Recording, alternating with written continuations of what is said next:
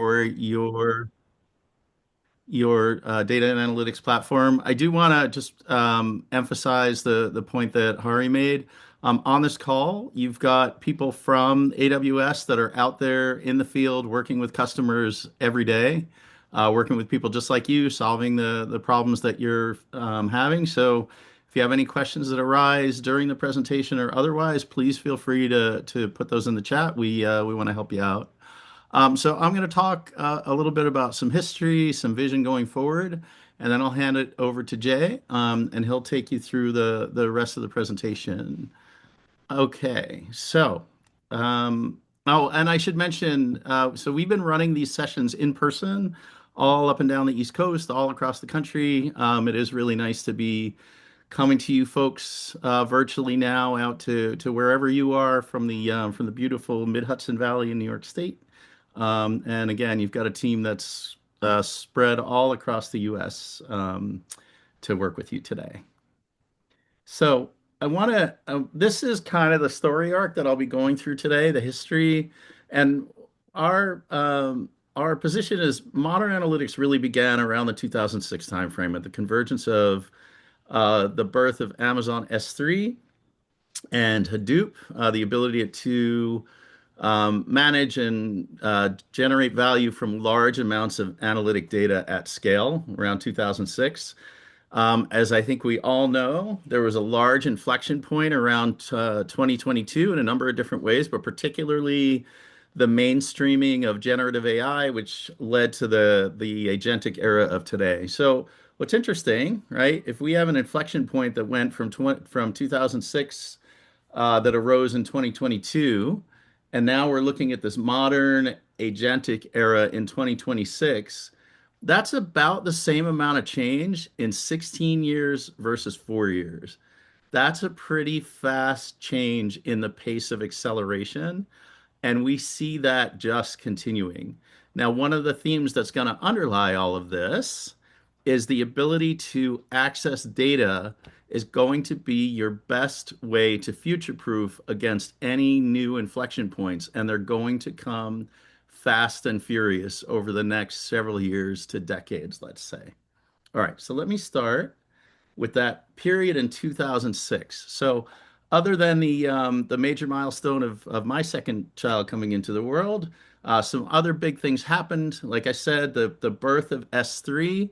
When we first launched S3, our simple storage service, the pioneer of object storage for data in the cloud, we thought it was going to be primarily for internet data, right? So if you think about what was happening in 2006, the internet had started to mainstream. We had the dot-com rise, the crash, and then it started to sort of go up that slow, steady curve to real adoption. And the majority of the data we imagine was going to come from click streams and marketing attribution in that form. So that was why S3 was born. At the same time, Hadoop was born, right? The first open source project that allowed massive processing of analytic data at scale. Prior to that, you had your transactional data, you had your OLAP data. The two of them were very different, and OLAP was about devices and appliances and very, very big, heavy software systems that required a relational structure on top of them. Hadoop was the first to do away with that. And at the time, right, the two of them were kind of separate. But again, as I said, bringing the two together is really what gave rise to the birth of modern analytics. So part of the challenge of Hadoop, anytime you've got something, the first variant of something that comes out, especially that big, that game changing, it was complex. And I remember at the time, my wife pointing out to me an article in the New York Times saying, "Hey, look at this new interesting open source project." And I looked at it and I kind of laughed it off. I was like, it's some guy tooling around, and he named it after his kid's pet elephant or something like that. So I don't know. I don't think that's going to amount to anything.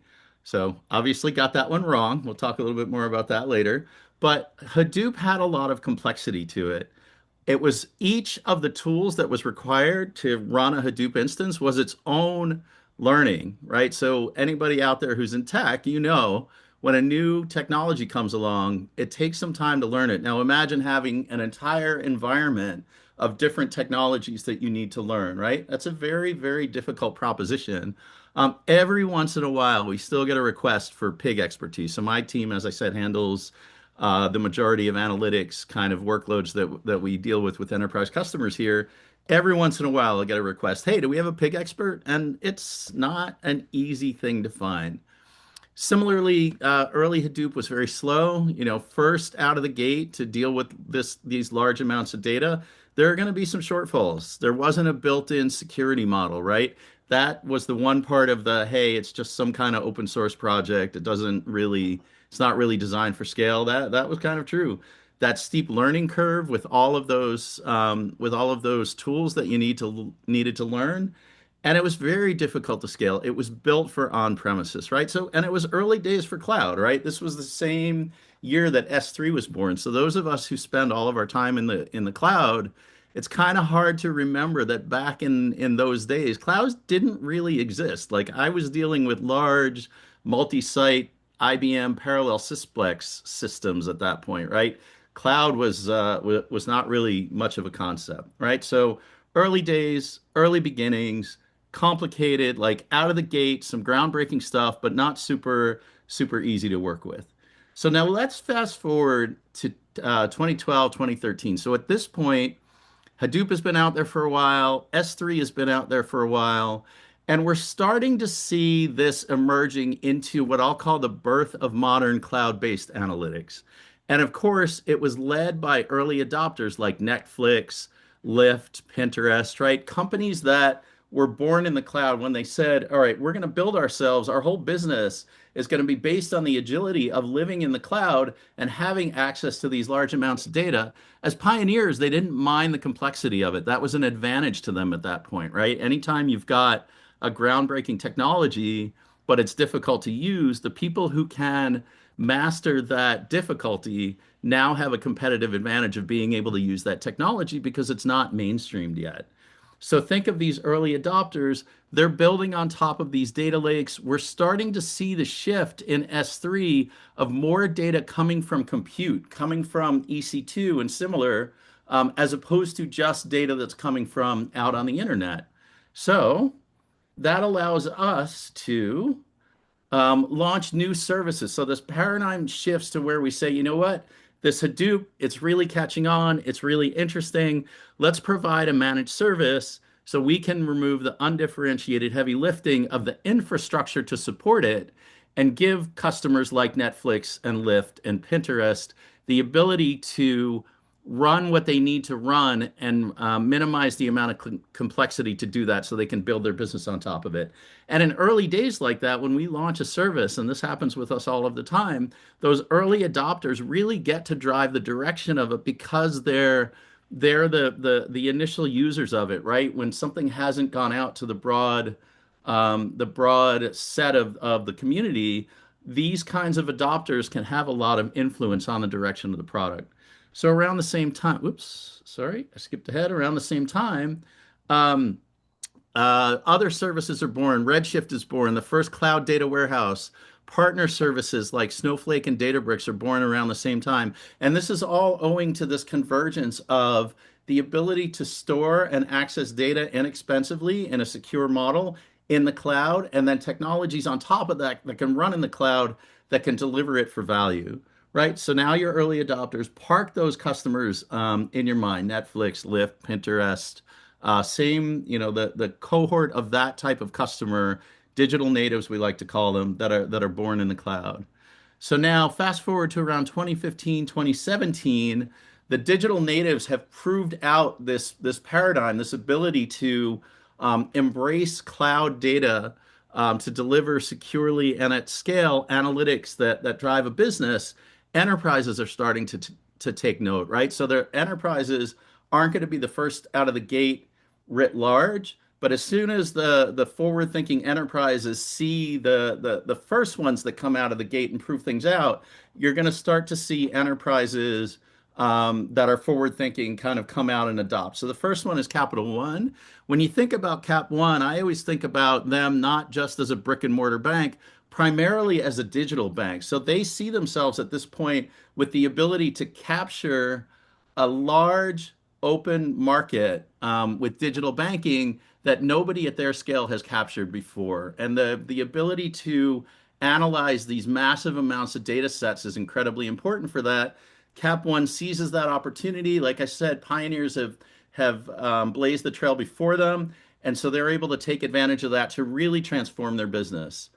FINRA, another example where when you think about the time frame, 2015, 2017, algorithmic trading, co-locations, like the pace of trade in the financial markets is just skyrocketing, right? And FINRA's job is to be able to detect fraud at scale. So as you have more and more sophisticated traders going on, a company like FINRA can't rely on on-premises data, can't rely on the old tried and true methods. They really need to reinvent themselves and take advantage of these new technologies to be able to do their job effectively in a very quickly changing, very important space.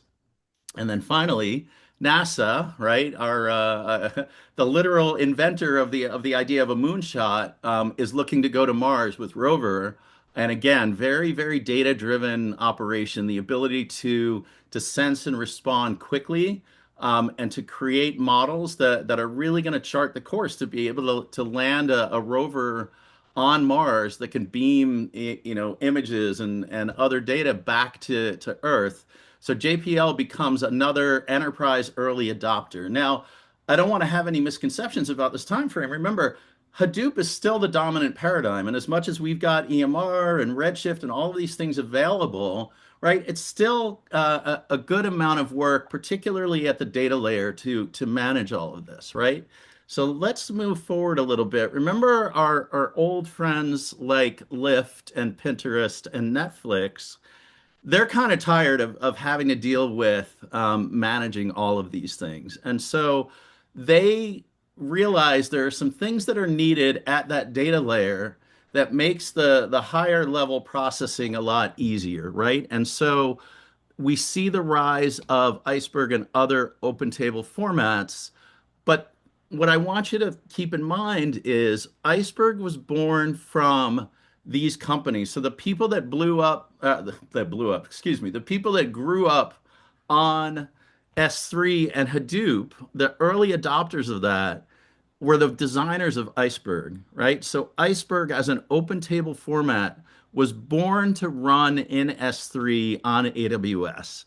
And then the complete ecosystem of tools that are available, all of these services that are now emerging around this time frame, makes it a lot easier to manage these open source projects in a way that gives you that abstracted kind of software and easier management layer. But Iceberg is really emerging at the core of it, to make things easier in the data layer. People are acknowledging, look, S3 was born for object data. We've been using it. We have these layers on top of it. But if we could have things like ACID transaction capability, schema evolution, time travel, all of that, that's built into Iceberg. And again, it was born from people who were working in S3.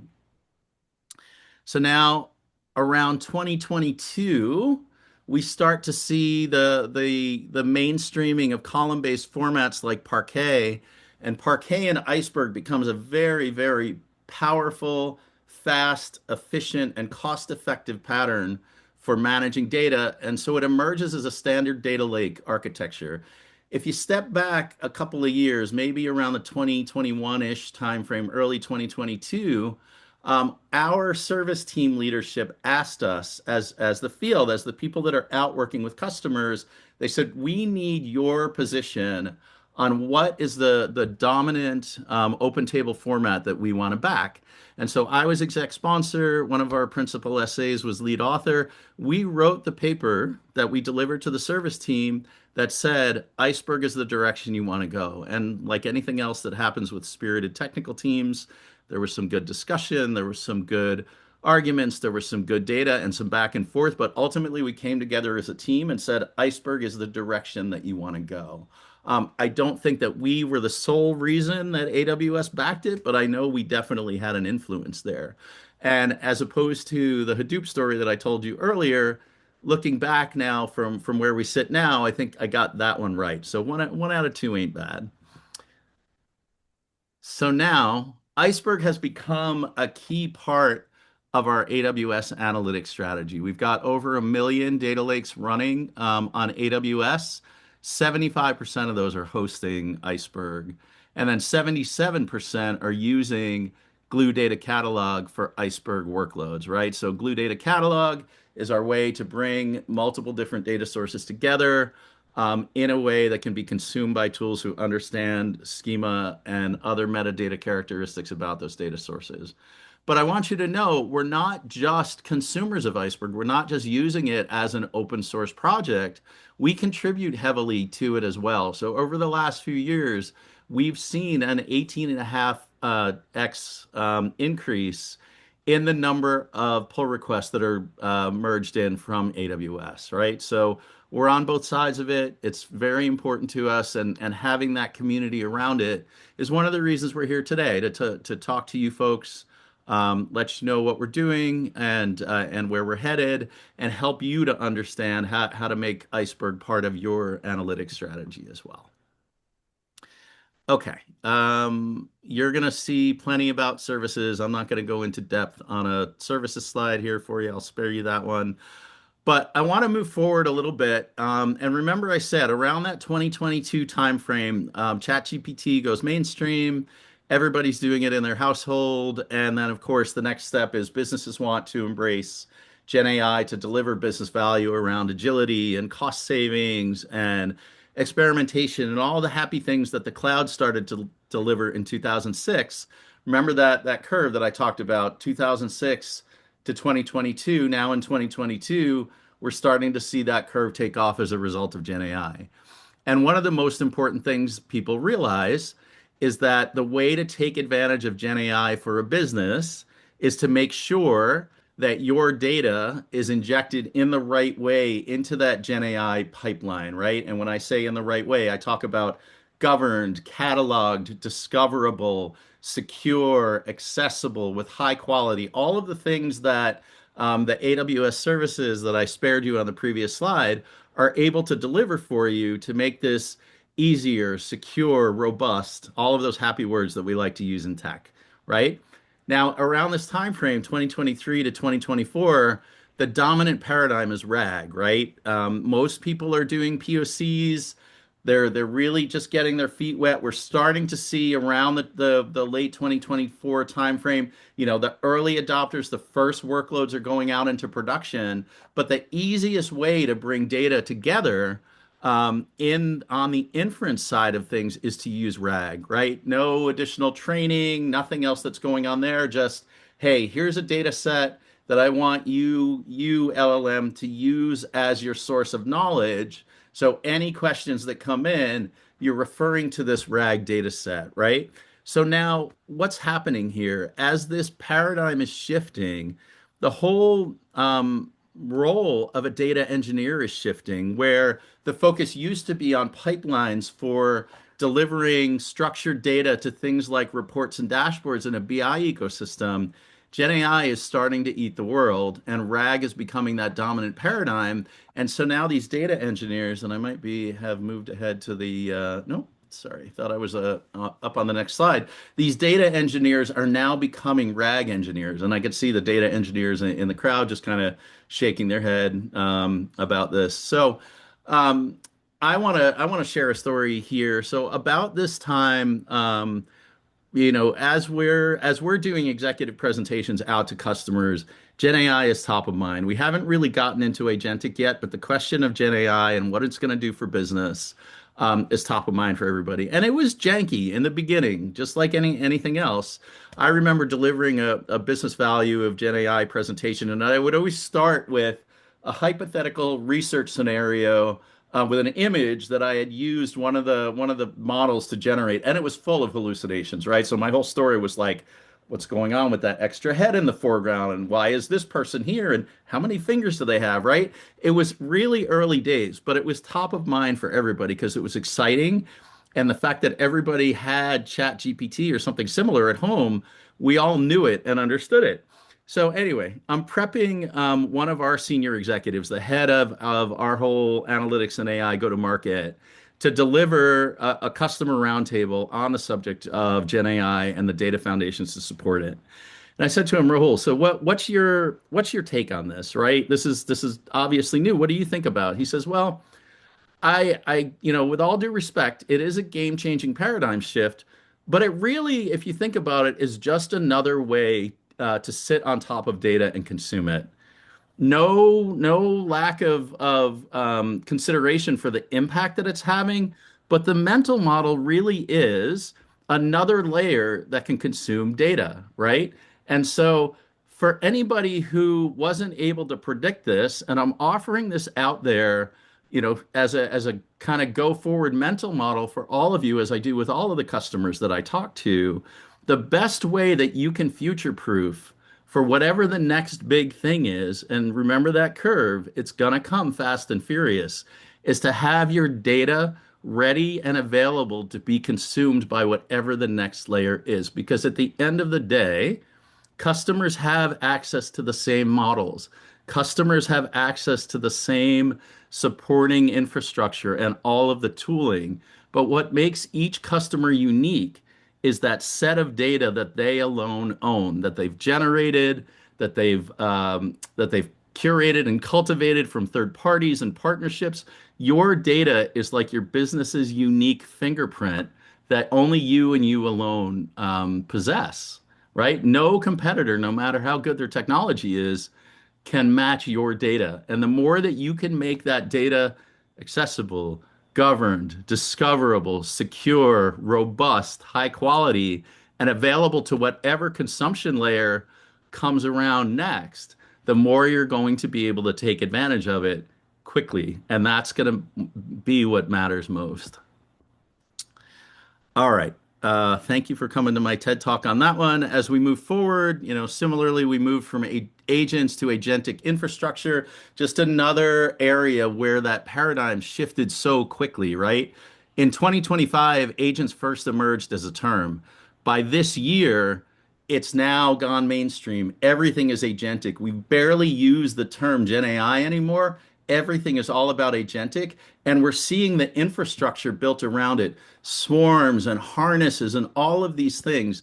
And again, the thing that underlies the ability to deploy these securely and with the right capability is the data that they can access. And in this kind of model, we see the importance of open formats. We are investing in Iceberg because of all of the things I mentioned, time travel, asset transactions, schema evolution. I remember prior to AWS, I was running a data team in a small company, and I was constantly having the conversation with my engineering team. They said, look, we have to change fast and furious. And this was years before Gen AI. And they said, we can't be beholden on the software side to a rigid schema. And I would say, as a data team, we can't keep up with constant changes. And so this was a consistent back and forth between the data team and the engineering team about how we manage schema changes, right?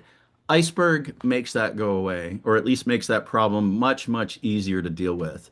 And so sticking with open formats is going to allow you to adapt as quickly as possible to whatever changes come your way, keeping your data portable. And then, of course, the next big thing is that semantic layer. So we're now getting out of the idea of a static kind of set of data that you're working with, but that data, depending on the agents and the users that are accessing your system, you need to have that up-to-date context that to really make the experience rich and tailored and important for them. Semantic layer is that next big thing. And again, it's all about how accessible, portable, high quality, et cetera, your data is to be able to feed into that.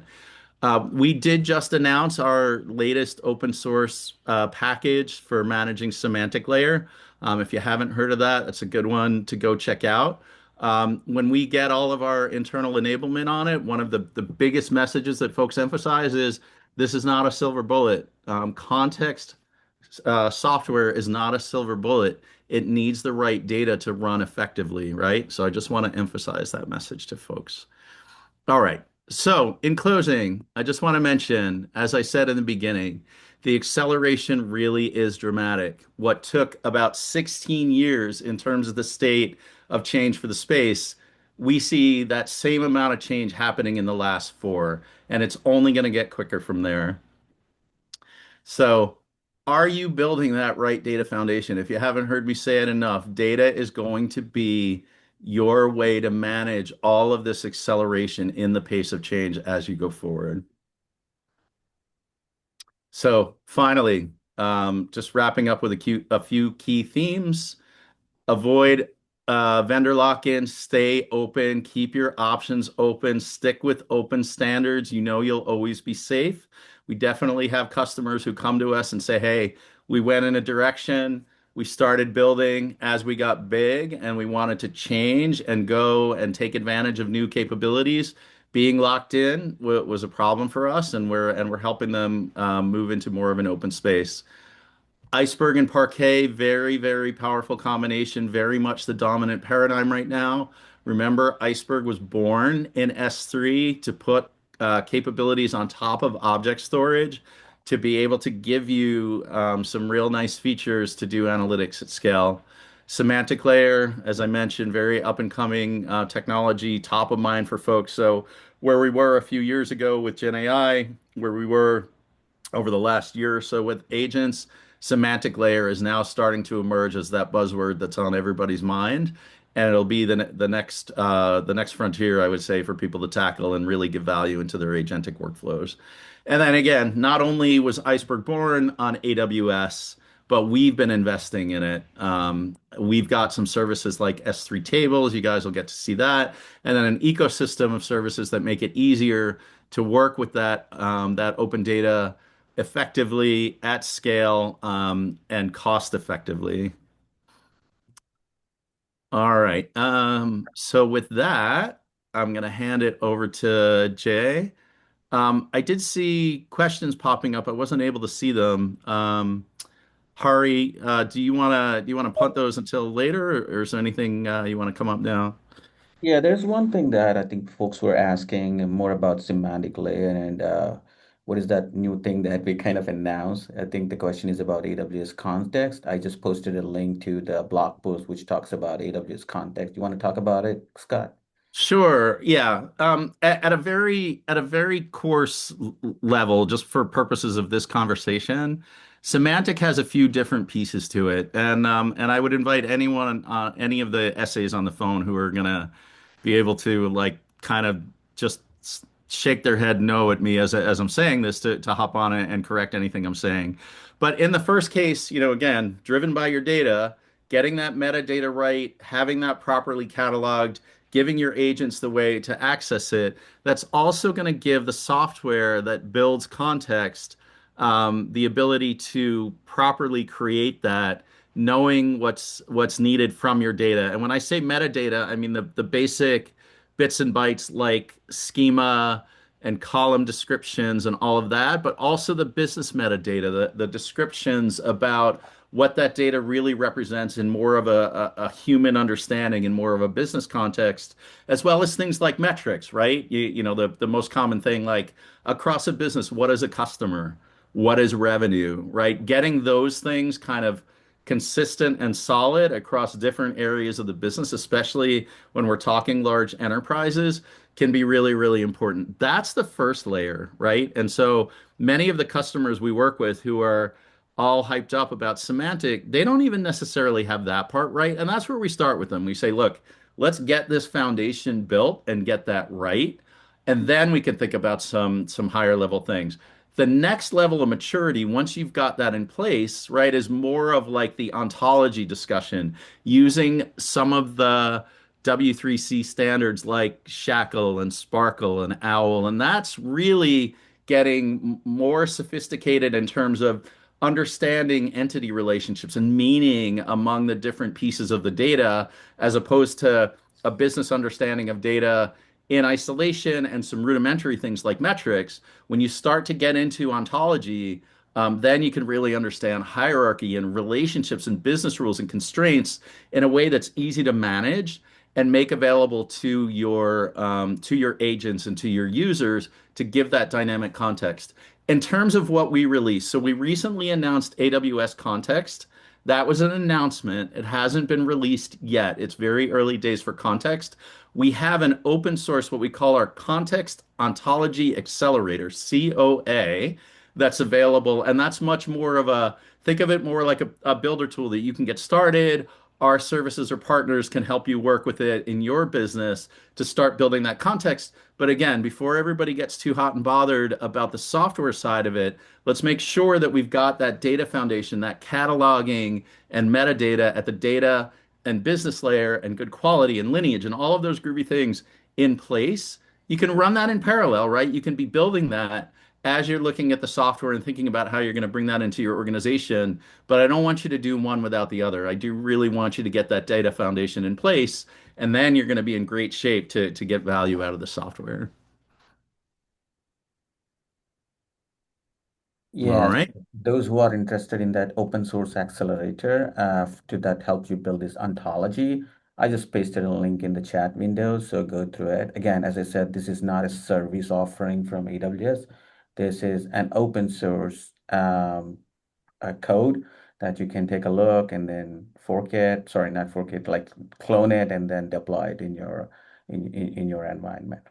Yeah, and I would add to that, if you're messing around with it, you're interested, you have questions, please reach out to your AWS team. We're happy to help. Our analytics specialists are standing by to help out with anybody working on it. And certainly, we want to know. We live and die by feedback from our customers, so we'd really love to understand your usage, your reactions, things you'd like to see going forward. Awesome. Thank you so much, Scott. Yes, so I mean, if anyone has questions, please feel free to post them in the chat window. We'll try our best to answer them. And yeah, so and then next our next speaker, Giant, he will talk about Iceberg and some of the features of Iceberg and how those features kind of enable or help your AI agents in terms of reducing costs or kind of improving the latency. Right, Jay? Perfect. Are you able to see my screen in presenter mode and are you able to hear me loud and clear? Yes, and yes. Perfect. Hey, thanks, Scott, for setting up the context. As interesting as it is, understanding why we landed here is critical to understand our path forward. So, thanks for taking us through that. So, with that, let's pivot to a little bit of what we call as data foundations for AI, right? So, we keep talking about, okay, the AI agents are going to power the next era, but at the end of the day, it is all about data that is available as a part of the context for these AI agents to do whatever they're supposed to do, right? So as I'm presenting, as Hari pointed out, if you have questions, please ask them over chat. We'll be happy to answer them for you. So what is the primary challenge, right, that we have with AI and data today?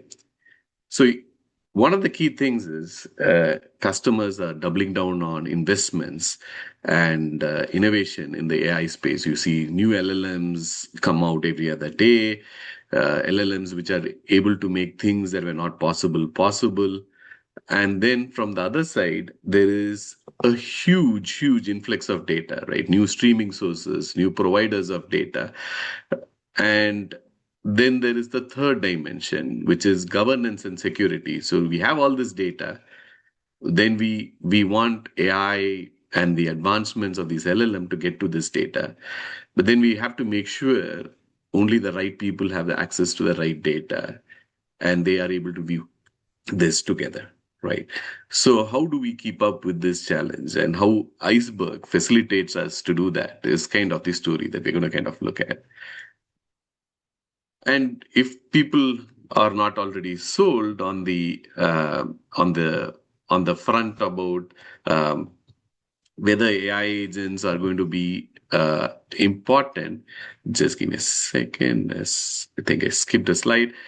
Yeah, let's kind of get some metrics out of the way, right? So around 33% of enterprise software apps will include agentic AI, right? So this means that existing apps, existing software applications are going to have agentic AI incorporated into them. And another statistic is around 2028, uh, you're going to have 15% of decisions that are going to be autonomously made through agentic AI, right? And if you are in the day and age of doing this, I think this stat is probably a little bit conservative. But as we bring up that stat, experimentation is easy, right? You do a lot of POCs, it gives you great results. But then, do we really see value in doing this, right? Look at this case where there's a customer, a human in the loop, you're an AI agent, and a bunch of sub agents who are supposed to do all of that, right?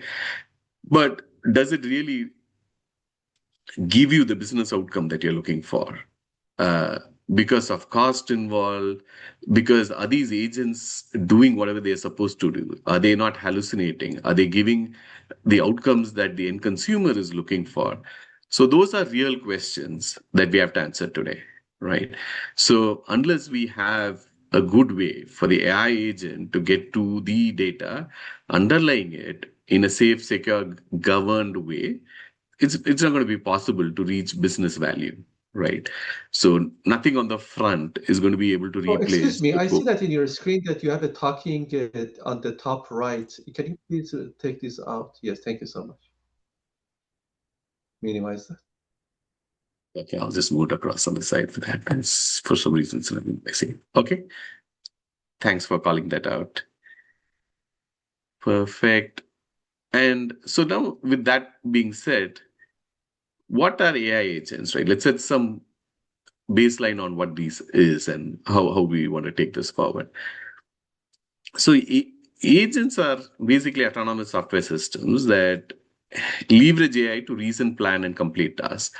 So what does this really mean, right? So when you had an LLM originally, when the ChatGPTs of the world came in, you asked a question and you're going to be able to get a one-time answer to it, and it would be able to do that based on its knowledge corpus, right? And then we had systems like RAG, where you were able to use a vector store and then ask a question. So you can have your data grounded to that data on that knowledge base. But then reality is your data doesn't always reside in your knowledge store or a knowledge base. It resides in your data warehouses, your data lakes of the world. So how do you get, or maybe in APIs, right? So the AI agent now is a way for an LLM to first understand what the user's intent is, understand reason, and then it has a corpus of tools or capabilities that it has.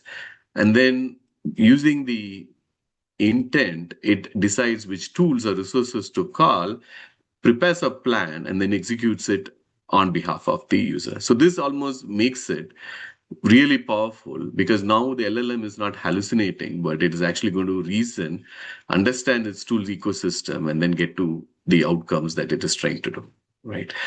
So with that, AI agents coming in, it makes it a lot more possible for use cases to go into production.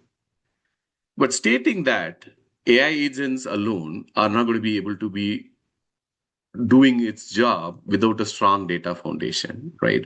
And there are a few pillars, right? We kind of stressed on a few of them already, but let's talk about trusted data sources, right? So you need, and within an enterprise, if you were to allow an agent to go against different assets, it's not going to do well, right? Because there are certain assets that are going to be internal. There are certain assets that might not have the data cleaned up. So you need a set of trusted data sources. Then you need it optimized for AI. So you spoke about semantic layer. We spoke about catalog. So you need good data, metadata around this underlying data for the AI agent to be able to understand and respond back to it. And then you need ability for different compute engines that the AI agent might have access to. So you might have to have different integrations facilitating that AI agent to get to that data, right? And those should be scalable too. And then governance. At the end of the day, you want to make sure that the AI agents get access to data that they're authorized to get, right? You don't want them to go over and beyond what it's supposed to get to. So with that context, any use case that you're talking about, right? Whether it's equipment failures, risk assessment, fraud detection, regulatory compliance, all of these different types of use cases or different pieces are all going to work based on the underlying data, right? So, for example, if you were to kind of zoom into fraud detection, then you need the underlying data for you to make decisions based on that, right? And that could be data on your anomalies, your transactions, and so on and so forth. So data is central to answer questions around so many different areas. Without it, you might not be able to. So with that being said, we keep talking about data foundations, right? So knowing what AI agents do, what are blockers? What are the challenges that is preventing AI agents to go against data, and why Iceberg becomes important, right? So one, you're going to have the expensive models go against a lot of data, and then it's going to go back and forth trying to understand and reason whether this is the right data to present to the user. So there's a lot of computational cost. Through a better model, you might get some better outcomes, but that's not going to be the whole story, right? And then what about caching? What about redundant queries? Is there ways for you to optimize those? Latency becomes a challenge. And because if you were to get an AI agent to respond to a customer question, you want to get to the data quickly. How can that happen? Right. And then how do you prevent data silos?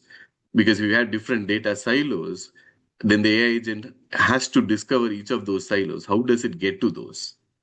And then the biggest problem is hallucinations, right? How do you get the agent or the LLM to give data based on some grounded underlying data versus hallucinating based on what it thinks is right? And then more than anything, poor data quality, right? Let's say you are sharing data from a data lake that doesn't support asset compliance. What about the data that you're returning to the agent, right? Maybe it's an inconsistent state. Maybe the data asset itself had bad data within it. How do we ensure that the AI agent gets to the correct data? So these are real problems that we have today, right? And then how does Iceberg help with some of these, right? So let's talk about the individual pillars of how we can kind of solve for this. Let's establish what is a data lakehouse, and then let's talk about this. I'm sure this is a fancy term we've heard today. Some of you might be familiar with it already, right? So let's talk about the evolution a little bit. We started with warehouses. I'm sure everybody is familiar with this. These were columnar data stores, fast SQL, ACID compliant, governed. You have trusted BI and reporting built out for that. But then a lot of these needed structured data sources, and then it couldn't support things like ML or unstructured data. Then we came with data lakes. You push data into S3. We talked about how it can scale using big data. But then there is no asset compliance, right? And then not just that, if you were to make an update, a single transaction update, you might have to update an entire S3 file with it. So first, it is not optimal. Two, it is not asset compliant either. So that makes it a challenge, right? So then we had two things which were good in their own ways, but couldn't scale to meet real requirements. So that prompted the evolution of the lakehouse, which meant that you can do Iceberg tables, which is an open table format, which gives you asset compliance, schema, time travel, and all of that, and it can be governed and be accessible at the same time by different compute engines, right? So whatever were shortcomings based on data warehouse and data lake now can be solved with kind of the data lakehouse architecture, right? And with that context, let's move to introduce you to Iceberg. So Iceberg is an open table format. I'm not going to get into the things that Scott covered, but it gives you an ability for you to separate your compute and storage and have the data be accessible by any compute engine, right? And then there is a REST catalog API that one of the services called Glue provides, which is a service aligning with the Iceberg specification using REST, which gives you access for different compute engines to the same data, right? And as you will go through further sessions, you will understand about interoperability and all of that good stuff. With that context being set, let's look at why Iceberg, right? What we looked at some challenges before. How is Iceberg going to help with all of that? One, it is vendor neutral, right? So there is a huge community contributing to it. There is no lock-in, nobody owns it. So it's kind of almost think of it as the Kubernetes of the data world, right?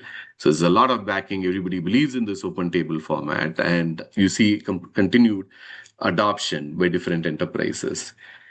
Decouple metadata. This is key because now you have metadata separated from storage, which allows you to freely switch to any provider. There is no lock-in, right? Because you have your data separated from the metadata. As long as you are able to switch, if you want to switch a compute, you can switch. If you want to switch storage, there's flexibility in terms of how you can do that, right? And then since you do the decoupling compute from storage, it helps you with cost. You have different engines. You can use Spark or Trino or whatever you want to choose that supports Iceberg. So that's a huge benefit, right? You can use Flink for like streaming use cases and so on and so forth. So those are some business benefits. But what about the technical things that make it possible? One, asset compliance. So it makes sure that you are compliant for updates, and it maintains transaction integrity. But not just that, it also makes schema evolution possible because you add columns all the time. You don't want to have that be rebuilt into your existing data lake or warehouse with several hours of changes. It has to happen instantaneously. You want to be able to navigate back in time to figure out what happened. You want to be able to partition your data, but then access it easily without having your queries explicitly call out the partition columns. You want to have different engines be able to access it without proprietary connectors and then grow to petabyte scale without any challenges, right? So this is where Iceberg becomes important. And then one of the new capabilities that got added from an AWS service size standpoint is S3 tables. It's a fully managed Iceberg table in S3. It is built for performance, keeping in mind cost and security as like any other AWS service. But why is this important, right? So when AWS was investing in Iceberg, one of the things that came out early was, what if we rebuild our storage layer, keeping in mind what are the requirements of Iceberg, right? So this service was born ground up to kind of solve some of the challenges, uh, but built right from the storage layer, right? So self-managed Iceberg Lakehouse, which is something that you can do as well, has some operational overhead. It is not built at a storage layer for full performance optimization. Then there could be throttling errors at scale because you're going to deal with partition, S3 partition based concurrency limits, and so on and so forth. So with S3 tables, it came in with zero operational overhead. So things like compaction, snapshot expiry, things of Iceberg maintenance, right, would happen automatically.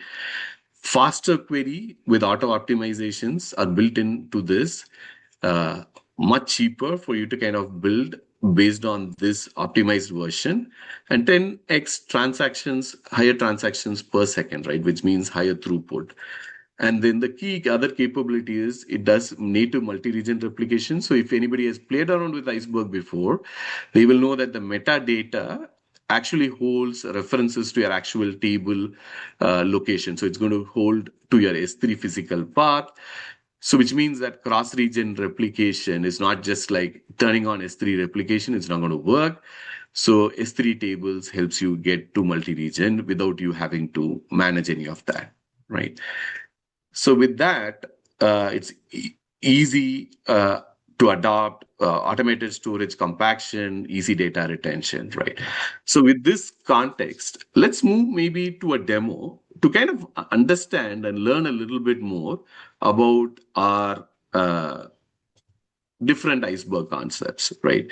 So with this, let's maybe pivot to the demo, but also talk about the demo in context with some of the key iceberg features and why an AI agent is reliant on these features for it to get to good outcomes, right? So let's start with hidden partitioning, uh, time travel, and schema evolution. Let's focus on these three features. As we go through the demo, I'll kind of walk you through this in context with the AI agent itself. So hidden partitioning, right? So the real world, the question user comes in like on time rate for SFO JFK this quarter. And when there is a question like that, what do you want to do, right? How do you get to a specific time for you to base your answer based on versus going across your database, which could be several terabytes. And if you were to scan all the files within this data flights database to get to a specific price point, it's going to take forever, right? So assume you have like a flight database, which is built on a standard data lake. And then if you were to scan all these files, it's going to be taking time. So what was the original challenge, right? If you have used Hive or any other format before and you had query engines operating on it, you needed to explicitly define what your month and date or whatever partitions you defined on your data lake, right? So something like this query would not really translate it to be fast because if you're doing a monthly and a yearly partition, adding something like a depart timestamp on this, which is what the agent is going to, when you're going to have a question, the agent is going to translate it to a date. And then that date might not fetch you a quick response because you have not defined the partition columns explicitly. So with Iceberg, the transforms will help you do that, right? So if you say partition by days, then when you were to get to the outcome, it's going to go specifically to that timestamp. You don't have to explicitly mention the partition columns or have a complicated prompt which prompts you, the agent, to go and build this in a certain way, right? So that way, automatically, hidden partitioning will save time for you. With this context, let's move quickly to a demo, right? And look at some of these at action, right? So let's look at, for example, a question of what we are trying to do, but with respect to a partition column, right? So here, for example, we're going to ask what's the fare for SFO to JFK this Saturday morning. And this potentially is now going to go back and be able to fetch data matching that specific construct, right? So you're not going to do a full iceberg scan, but you're going to go against a specific partition to get to that data, right? So with that context, pivoting back, let's look at some of the other features as well as we go through this exercise, right? So let's look at time travel, right? So if there is a case of a flight booking, right? You might have booked a flight, but then there might be questions around like, hey, I booked this flight at 7:45 for 7:45 a.m., didn't I? Right? And what happened after that? So a typical use case is a user trying to figure out not the latest status, but understand contextually what happened before that, right? So if you were to kind of pivot this, and then let's go back, book it, right? Book a flight, and then if you were to go back and check, hey, I just got an email saying my flight is now 10:30 a.m. I booked a little bit earlier than that, right? And then if you were to ask that question, I booked at 7:45, didn't I? Now you can actually go back because Iceberg allows you to time travel. And using that, you can now go back and figure out, hey, you did book at 7:45, but the airline moved the flight on to 10:30 a.m. on Tuesday, and it gives you some options on what the user wants to do. But for this to happen, your underlying data lake must allow a time travel to happen, and then the agent trying to answer the question now can use the time travel to get to the outcome, right? So how does this time travel work, right? Behind the scenes, how does this actually work? So you want to basically reconstruct that, but also understand what is allowing you to manage time travel, right? So every change within Iceberg is a snapshot. Correct. So if you were to get to a specific version or a point of time, you can go to a specific query and look at that specified snapshot, right? And then you will be able to get to that specific snapshot. So in this case, the snapshot when the flight was booked was snapshot 3817. And you can also go back and build a query which will be able to identify that snapshot based on a timestamp, right? You can also ask, as of this given timestamp, what should be the value of. So the reason why time travel works, every transaction creates a snapshot. You can decide within Iceberg how many snapshots you want to maintain. And then using that, you can go back and do a time travel and answer questions that you were not able to answer before. So in this case, you have 4 snapshots. It was booked at 7:45. The airline made a change at 10:30. You're doing a query, and then as you go as of that timestamp, and then be able to answer that, hey, this is what has happened, right? So this is a good way for you to kind of understand how Iceberg is paving its way for the AI agent to be able to get to good outcomes, right? So, and then let's talk about schema evolution for a bit, right? So before Iceberg and open table formats evolved, whenever there is a schema addition, like let's say there is a new column that has to be added, the company is going green. We want to capture the carbon offset of the flight. So there is new information that is getting added to the data lake. And you want that to evolve, and you don't want to go back and update every data that is already there. Iceberg lets you to do that instantaneously because the metadata is separated from the underlying data. So for a question like this, if you were to do something like, hey, what's the carbon offset of my flight? You can get to an outcome really, really quickly, right? So you can get to an outcome like, hey, what was the uh, thing. So you can, first thing is you can add that column immediately into your data lake so that the new data has this information there, and you can have an AI agent answer that question almost instantaneously, right? So the Lakehouse added this to the flight table via alter table command, and then you can get to the outcome really quickly. So that's kind of the other story. So where an agent can now get to an outcome of a new data that was added instantaneously.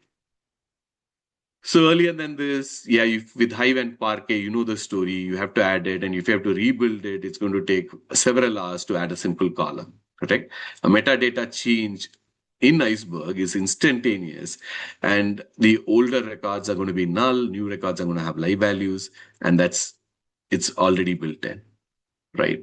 So with that, let's reestablish some foundations, right? So whenever you need to get to a data, you can have like a data catalog agent, for example, that goes back through MCP, gets access to all these nice semantics on how columns and data can be joined together, built based on that.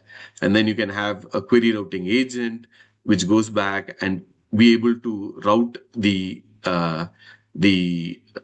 ask to the specific query engine for that.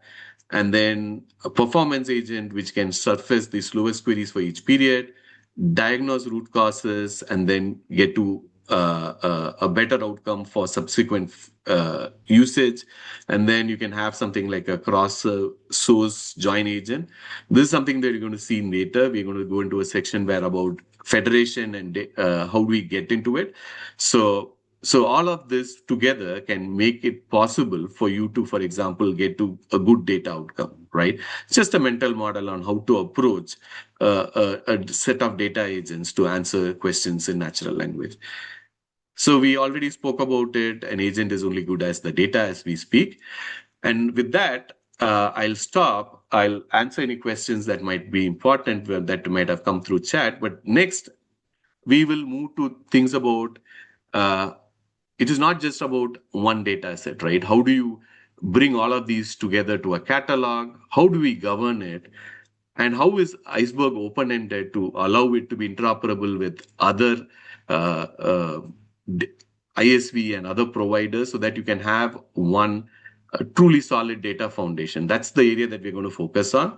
But Hari wanted to pause and see if there are any questions that you want me to take up.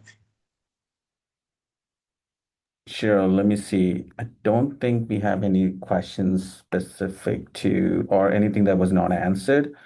But if anyone has any question that you think that needs to be answered, do let me know.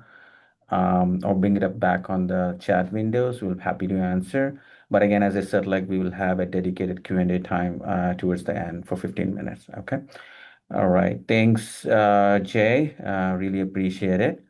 I hope you're still enjoying this session.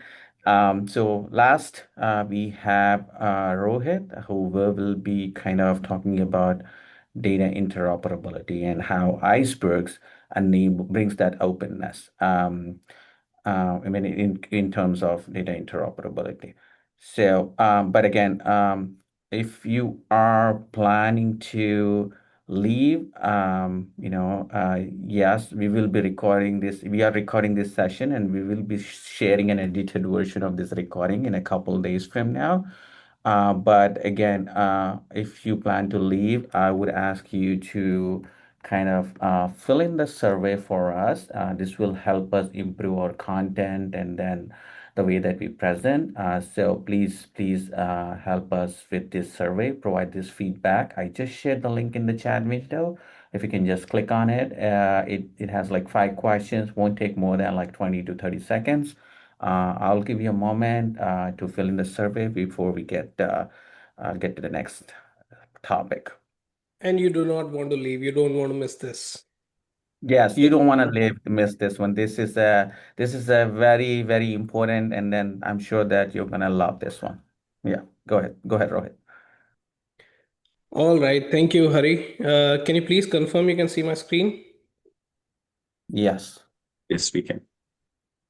Awesome. Hello, everyone. So in this previous session, you heard about the vision of powering Agentic AI with the next gen Lakehouses and Apache Iceberg on AWS. Now, what's paramount is this agility as well as ability to query all of your data wherever it lives. Now, with literally no or minimal movement, and still be able to query it with the engines of your choice, depending on respective goals, latencies, use cases, criticality, like those kind of things. My name is Rohit. I'm a specialist solutions architect here at AWS, based out of Dallas, Texas. Been with Amazon AWS for more than 9 years. I have something really exciting to share with you, very close to my heart: data interoperability, and further, more than data interoperability. So we'll start with defining data interoperability first, so that we are all on same page. I find it as a tongue twister. understand where it becomes integral to the open data architectures and run it through some use cases. And then we'll add agentic AI to the architecture mix. And then we will finally leave you with some resources to learn more, right? So let's get started without any further ado. So what is data interoperability? Now imagine a data interoperability as being able to use all of your data, right, using any end use case that you might think of: systems, devices, applications, humans, agents, you know all of them be able to use your data in whatever form possible. The data can be foundational. Think of it as connectivity, authorization, authentication, data sharing, those kind of setups. Syntactical, which covers, structural aspects like data formats. They can be JSONs, XML, structured, semi-structured, data types, those kind of things are syntactical aspects. Then semantical aspects of the data, which becomes paramount in the agentic AI world. It gives you the contextual information. This becomes, like I said, for agents, you do need the semantics. And then finally, the organizational aspects, which aligns to your business processes, the workflows, the governance, and collaboration between your different teams to get the desired value. So all of your data, right, in whatever aspect possible, be able to access, exchange and integrate it, right? This is how you will be able to get the value of your data for your end systems, and you need to do that in a coordinated manner. Like, and to do this in a coordinated manner, what you need is standards, right? You do need standards, and those standards are accomplished by open table formats, right? And you might guess where I'm going from here. These open table formats is what enables your open data architectures, and the open table format that we'll be focusing on is Iceberg in this session, right? So, what does the open table format gives you? It gives you freedom. Interoperability provides you freedom. So be able to train any resource served from any engine, and you must have ability to choose the tool of your choice and be able to query the data where it lives. But how do we do this, right? And before I get to how, which I will for sure, we need to first understand why this matters now. Now, the reason that it matters now, it is because traditionally we, the humans, have been the decision makers, and we either made good decisions, bad decisions, but we are able to make judgments because yes, we can. Agents, on the other hand, will react to the data foundations prepared for them. They would need all the relevant data in near real time because they cannot tolerate latency issues, and that too with consistent governance. And if they act upon fragmented data, they will bring back incomplete results, garbage in, garbage out. The fragmented data foundation might have to be completely rebuilt. So that's kind of scary for an enterprise, isn't it? So we definitely need to address the core challenge now, which is, uh, let's try to narrow down the core challenge here. First is fragmentation. We know that the data is scattered across systems today, right? And we have limited governance. The data movement is slow, expensive, and may lead to inconsistencies. We absolutely need a data foundation that works without with our existing investments. And we want to work with our existing investments, not against them. So hence it is very important to talk about open data architectures. Now, open data architectures are enabled with some of the key pillars that you can see on the screen. Open standards, for example, Apache Iceberg and open table formats with no vendor lock-ins. Those open standards are key to open data architectures. Then the data accessibility, which is reaching the data where it lives. It might be in databases, data lakes, SaaS applications, and so on. Interoperability, basically be able to connect your services with first party, third party tools seamlessly. That's interoperability. Then the zero ATL and 3P integrations, it's like eliminate the data movement complexity, make it seamless to move move the data if there is a need of that. Native vector search, think of it as like be able to have vector embeddings complement the transformer architecture of your foundational models to help with the semantic searches, nearest neighbors, well, in past lexical searches, which we still use quite a lot, and maybe hybrid searches and so on. Now that's a lot, but what we will be focusing on is the how-to part of the data interoperability. Now, I really wanted to quantify it a little bit, right? And how do I quantify data interoperability is I tried to create this metric. Now, can we say that if we can have all of our first party sources being supported by the first party as well as third party query engines, and similarly, if we can have all the third party sources follow the same kind of flexibility to be able to, you know, bring back the results from first party or third party query engines, then can we say that should we, this should meet our vision as well as, ability to execute and move forward, right? Uh, I think that is something that we can more or less call true interoperability, isn't it? Right?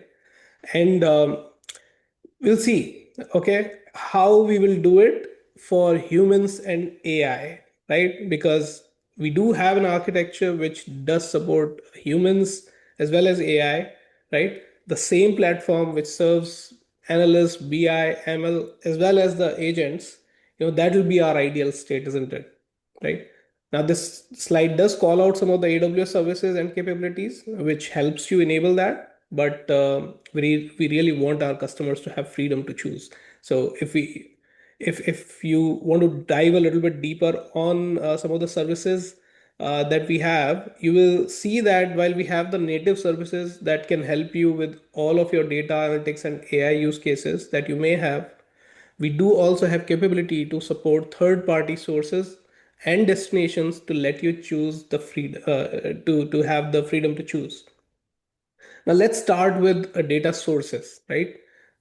If you can see the data sources, which is the bottom layer, it can be internal or external data sources, right? And there are primarily like three ways that you can bring that data from the data sources. The first one being zero ATL integration, right? To get the data from your enterprise applications or SaaS sources, transactional or NoSQL data sources, there will be data movement with minimal latency, minimal complexity. But zero ATL is one of the ways that you can bring the data over. Um, the second way to bring the data is query federation. Now, query federation, it allows you to query in place with the choice of your query engine. Potentially, what we all have been relying on from a decade or more. The query in place capability, and you must be familiar with the Presto, which came out in 2012, developed by Meta. It was a pluggable connector architecture to query the data directly, where it lives without any data movement. So query federation was the go-to approach traditionally, right? But catalog federation is the latest one that we announced at reInvent 2025, right before reInvent 2025. It's the newest capability that allows a data catalog to federate to remote Iceberg catalogs. Okay, and we will see this in action like quite a bit.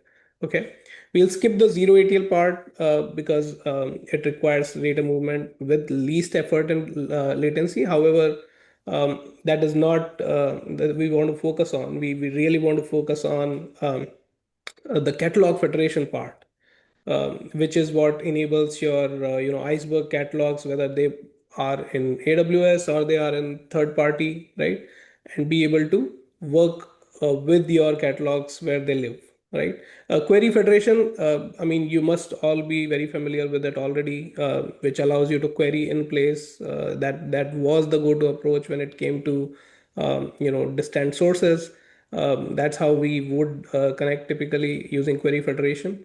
But let's look at like catalog federation use cases in quite a bit of detail. And let's start with the first use case of catalog federation. Okay.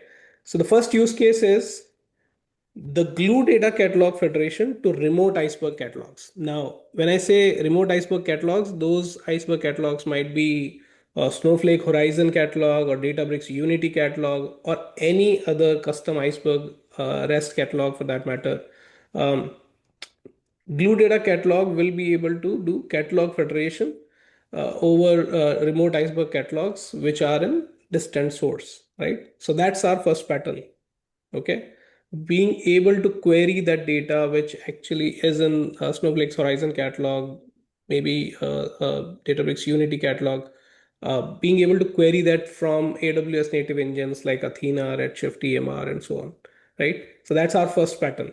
Okay, sounds interesting. Let's look at a quick demo of that capability. So first demo shows Snowflake as a source. We have Lakehouse DB as the database, right?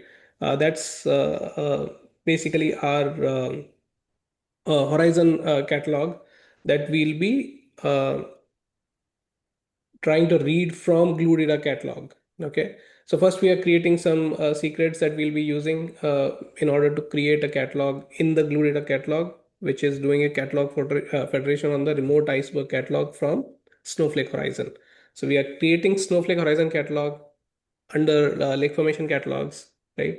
We are just going to give it a name and select the input configuration, and we'll use the authentication that we used earlier, which is like the secrets manager. We stored the secrets. We'll use that. Okay, we'll choose Horizon as the source. And there we go. Select the role and run some tests. The validation successful. So we'll go ahead, create the catalog.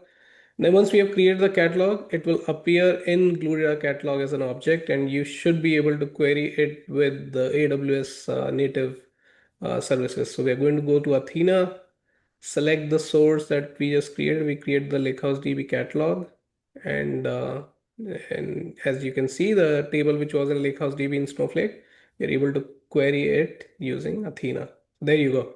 So simple but effective use case. Another table, we added another record to the table, and if you just run again, you can see it's a live view of your Snowflake. There's no data movement happening in this case.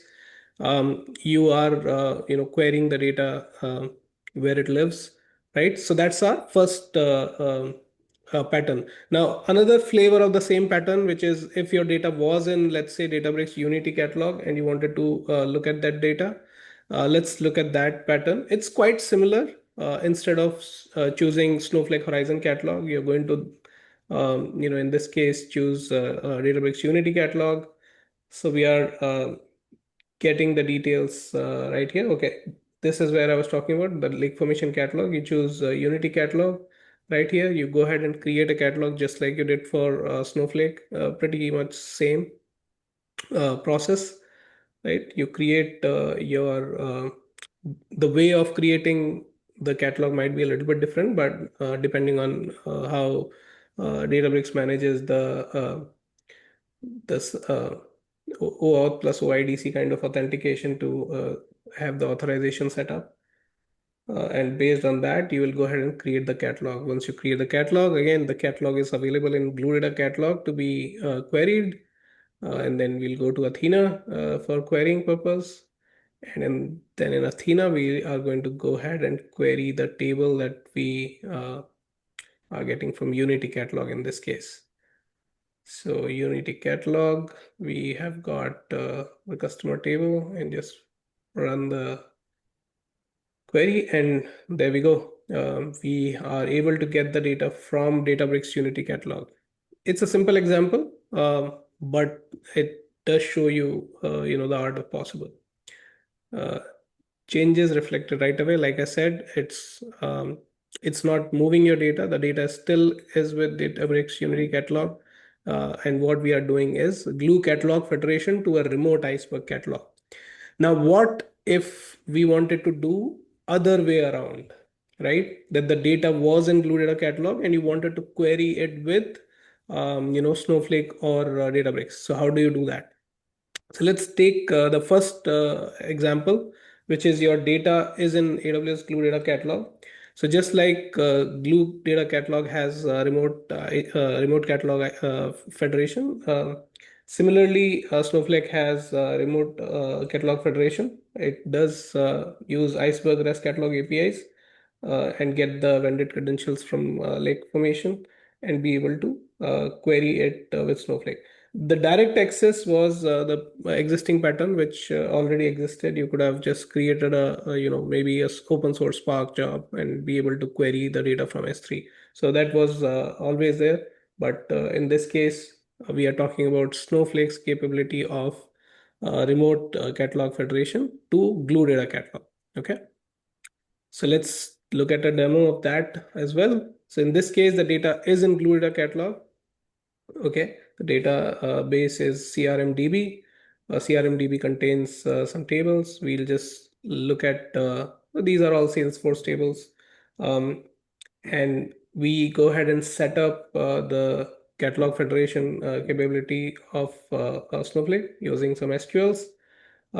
That's how you set up Snowflake's catalog federation to remote data catalog federation from Glue Data Catalog.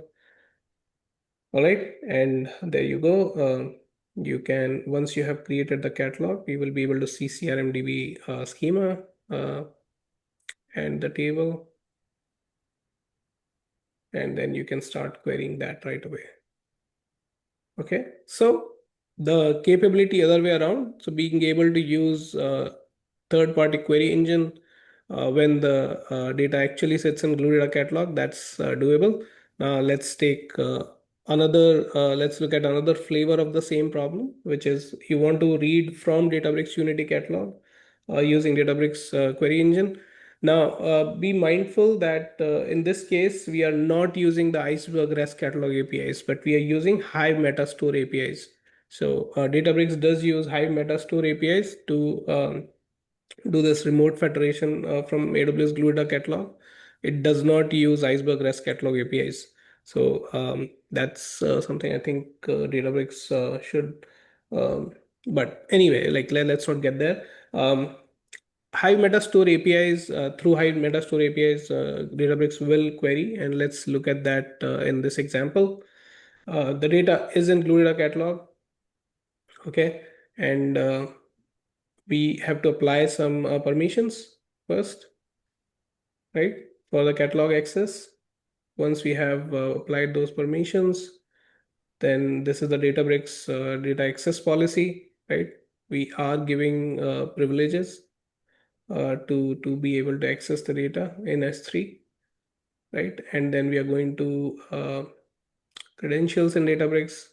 So credentials in this case is maintained by Unity Data Catalog. So all your governance side of things are going to happen in Databricks. Then you will be able to create the Lakehouse Gold, the data coming from and you'll see two different examples here. One is the data coming like from Hive Metastore APIs, and the second one is coming from S3, right? So both access paths we have shown here. And as you can see, it's for an GoldDB database that is coming from Customer 360. And this is the data that was actually in Glue Data Catalog, and you are able to query the data from Databricks. So I think we have checked all our boxes that we were looking at earlier in order to quantify how do we have the data interoperability set up or not. Now let's bring Can you show the page that you were showing about the Databricks again? That was interesting. Before going to the code, you had that page. Yes, can you explain it here? So there are two different access paths. If you have S3, let's say you have open source Spark job, right? And you want to query S3, you could have done that direct access. Always whatever like this was definitely doable. But the data that was coming from AWS Glue Data Catalog, Uh, See, when we were talking about the catalog federation part, it was a, um, I mean, when we were looking at Snowflake, it was Iceberg REST catalog APIs that were being used, right? But in this case, it's not Iceberg REST catalog APIs, it is Hive Metastore API that we are using. So a different API, but it is doing the job, right? Um, However, it is not really Iceberg REST catalog APIs in action in that case. You're relying on different APIs. Cool. Well, thank you for that question. Um, Now let's look at the agentic AI perspective. Okay, let's put agents into the mix because if you were humans, you could have done all this and you were good to go. Now, if you were an agent, what happens, right? What happens in that case? Uh, so agents, when they work a little bit differently. Okay, agents have got different challenges, and we actually went through some of the core challenges earlier. But let me just reiterate: with a multi-agent system, the challenges that are quite evident is number one, agents are not able to figure out where to get the data from in case of ambiguity, right? Similarly, number two, how do you integrate data sets across systems, right? What should be my integration pattern? Right? Again, an ambiguity. And third is, how do you set all this up at scale? Because agents cannot tolerate latencies like humans can, right? And how do you adapt all of this at scale, and be able to address the scaling needs, right? How do you do that? So let's look at how typically an agent would work, right? Typically, how an agent would work is it will start with a building block, which is a foundational model, right? You could have LLMs, SLMs, frontier models that you can use depending on what your use cases are. Create frameworks for agentic AI using something like LangChain, Strands SDK, Crew AI, and so on. And finally, you create a Gen AI application where you are actually ready to consume the data, right? And all this is like exactly same. I mean, tools and processes might change, but fundamentally, this is how you have your agents read through or rather consume, your data. Now, your application may get to your dataset with all the governance in place, with protocols like maybe MCP servers, right? And you will be able to get the response. Now, this interaction can either be initiated by humans or agents, right? If it is initiated by agents, we call it agent to like A2A, right? Agent to agent. Now, what you require for agents to work is a combination of three things, right? Prompts, tools, and resources, right? And when you get all these three things, you're good to go, right? And more or less, you will be able to have, if humans are interacting with prompts, tools, and resources, you'll be able to get your responses back. You can do some back and forth and go on. But if agent has to act on your behalf, and agent have to decide, it requires more sophistication. You need to give the agent a brain of its own, right? And how do you do that is by something like AWS context that we announced at New York Summit on June 17th. And Scott also mentioned that, right? And I just don't want to go into too much details, but I want to give you a mental model of how all that works, right? Now, as a mental model of AWS context, think of it as a combination of three things: semantic layer, which is having your business metadata and governance in place. Like it will consist of your business glossaries, metadata forms, and everything that identifies the data for your business, right? Giving it the details that you require, right? The governance pieces. Now, the second is entity relationships inside a knowledge graph, right? Uh, Now, think of knowledge graph as like a common language that your agent will understand, right? So you will give entity relationships in a certain format, it will understand that. Now, those kind of relationships can be, a lot for an enterprise, right? There can be like lot of knowledge graphs, lot of, different things. So think of putting all these graphs together at one place. That's what we call as formal ontology, right? Think of it as, uh, think of ontology like a book, right? Which will refer to the language that your agent will understand, right? Now, what that would mean is that if you have that book with which the agent can, read and understand, it will get the brain that it needs, right? Now, now, the books or documentation would always need to keep up with the latest and greatest, always need to evolve, right? It needs to get the feedback, it needs to evolve and, make updates and keep on getting better. So that's the flywheel that will keep your agents honest and close to as deterministic as possible, right? So that's the mental model of AWS context here. Now, we have checked humans, how they will be accessing data, 1P, 3P. We have checked agents, how they will be acting on your behalf. So what I want to get to next is, a multi-platform data mesh that you should be able to build with confidence. Um, Now, the customers who want to build, multi-platform data mesh, they can, fulfill everything from AWS native services. If they want to go with third-party or self-managed kind of open source services, um, what's important is to, be able to use the Iceberg REST catalog APIs. In certain cases, if those APIs are not available, you might have to, work around programmatically, like we saw in the case of the Hive Metastore APIs.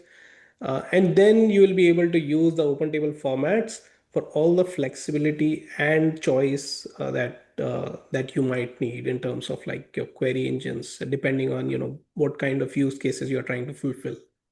Now, with that being said, I want to leave you with some of the resources. Um, some of the resources that I went through. If you see, we have a demo that I showed you for Catalog Federation. Where you were doing a catalog federation from Databricks Unity catalog, like glue the catalog federation to remote Iceberg catalog. So both of those are on the top on the right. Then you've got a couple of blog posts which shows you how to use third-party query engines. And then we do have a secure data mesh with AWS and partner solutions blog post as well.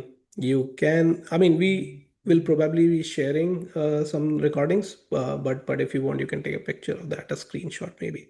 I'll wait 3 seconds, 3, 2, 1. There we go. All right. So this is what I had for this session, right?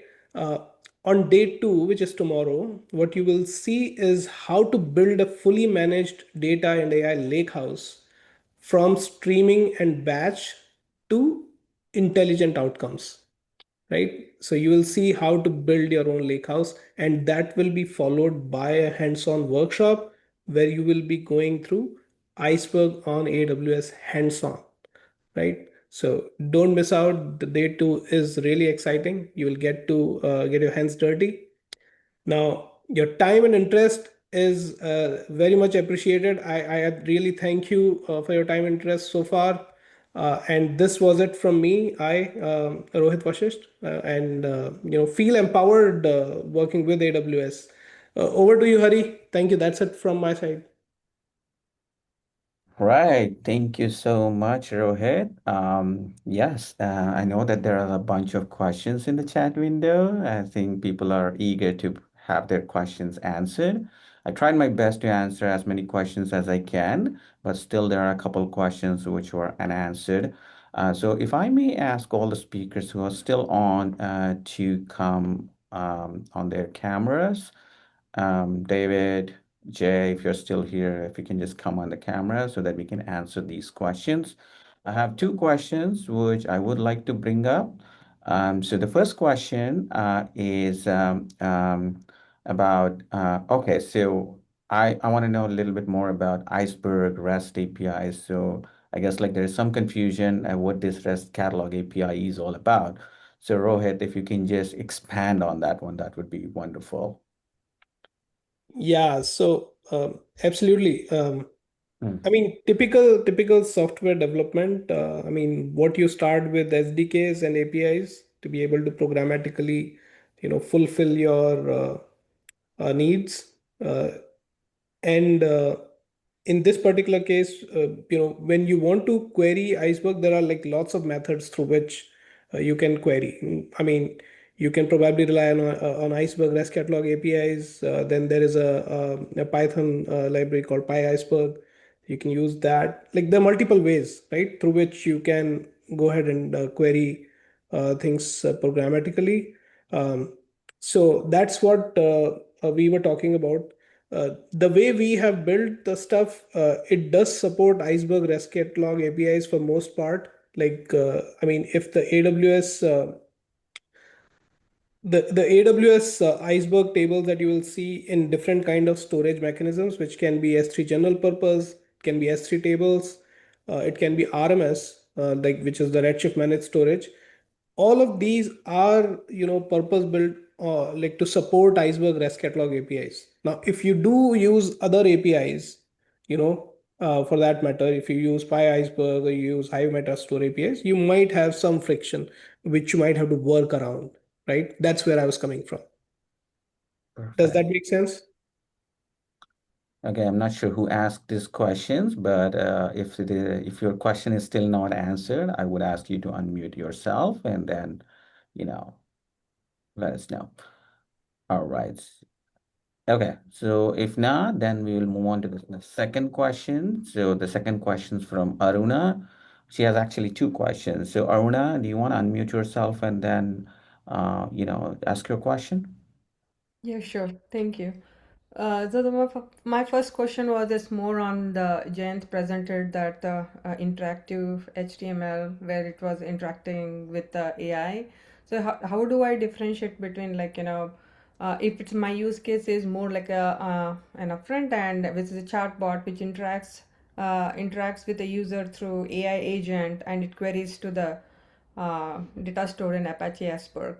So how do I differentiate what data warehouse we have a Redshift, we have Postgres, and we have Apache Iceberg. So I was trying to understand where does this Apache Iceberg fit in, and when what are the primary use cases for this. But today in today's world, it is more like front end interacting with means data is already in the warehouse or it's in the Postgres or I'm just trying to understand where this iceberg Yeah, fits. sure, definitely. Maybe I'll try to answer this one, Aruna. I think this is a great question. So what we are seeing here, at least with this increase in the number of AI agents that are being kind of built and then deployed, obviously these AI agents need access to the data.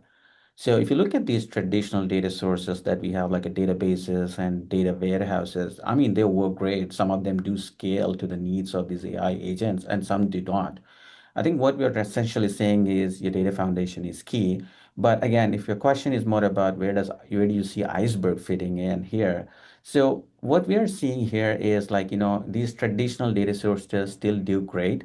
But for example, if you have a data warehousing system, right? So like Netezza or Informatica or Snowflake or Redshift. So what happens is like, as more agents kind of try to kind of go and then access data, your cost is going to go up, right? So because you are now relying on that proprietary compute from these data warehousing systems. So you spend more. Obviously, you want your AI agents to be kind of quickly responding back with the responses, and then at the same time, keep your costs low. So this is where Iceberg really shines by moving some of your data from your proprietary data warehouses or databases to Iceberg. Now you're separating the compute and storage. What it essentially means is that you can bring in your own compute. It could be just a lightweight vanilla Python code, or it could be a Spark system. You can bring it and then connect your data and then query it without kind of making duplicates of this data. So that's the value that an open table format like Iceberg can bring to the table. So keep your costs low. So does that kind of answer your question? Uh, yeah, a little bit. And with Okay. that, second question is where I was trying to link into. Today we have kind of a medallion architecture where we have bronze, silver, and gold is currently redshift what we have. So now, Mhm. if we want to introduce, I was just trying to see where, icebergs can play a role here. So we do a migration, data comes and falls in S3, but the gold layer is the one which is consumed by the consumers. So, so Yeah, I you, think you're right. I think the concern, I mean, like the question is a valid question. So again, from what we are seeing from my customers, from the customers that we are working with, they understand the value of, using lake houses, building a lake house centric architecture. But it doesn't mean that you're kind of not using any these proprietary data warehousing system. You still need those things, right? While these open table formats still give you the benefits that a data warehousing system gives, but they may not be performant like data warehousing system, especially when you need like sub-second latency, performant dashboards and reports. So this is where customers are still sticking to likes of Redshift for performance reasons or the optimizations that are built in those engines. So anything that is not really performance related, probably they want to move it to lakehouse architecture, sorry, iceberg-based lakehouse architecture. So what we're seeing is bronze and silver, they're primarily using iceberg. And then for the gold layer, this is where they're using likes of Redshift for performance reasons. But what we are seeing is like, the performance of your iceberg is also improving depending on how you're partitioning your data, what sort keys are you using, the Z ordering, and then the compute that you're bringing onto the table. So it varies, but again, you're right. So again, right now, we're seeing Redshift is still relevant. Data warehouses are still relevant for performance or optimizations that are readily baked into those things. okay, yeah, sure, thank Yeah. you. So Yeah. most probably like, Mhm. silver layer is the data is not consumed by consumer yet, but introducing the Yeah. iceberg at the silver layer can be, can be other use cases which can be consumed. Correct. Yeah. Yeah. So we're seeing a lot of data science and machine learning use cases which need access to this raw data to just sitting, like bronze layer or raw layer, or sorry, raw layer or silver layer, right? So again, if you're using data warehousing technologies, you're parking all your data, historical data in data warehousing, it can be really expensive. That's why they're kind of moving into Iceberg so that, their overall compute costs, especially with respect to data science or machine learning, can come down a bit. Yeah. Sure, yeah, thank you. That addresses my question. All right. So, and I think there's one more question about, hey, what's the difference between query federation and catalog federation? So like, I'm not sure if that we kind of answered these questions, but Rohit, if you want to come back online and then talk a little bit about that query federation and catalog federation. Yes, I can. Mhm. And I can like let me pull up a demo that I can show as well to just give you a difference between query federation. So query federation is basically query in place, right? You connect to your source.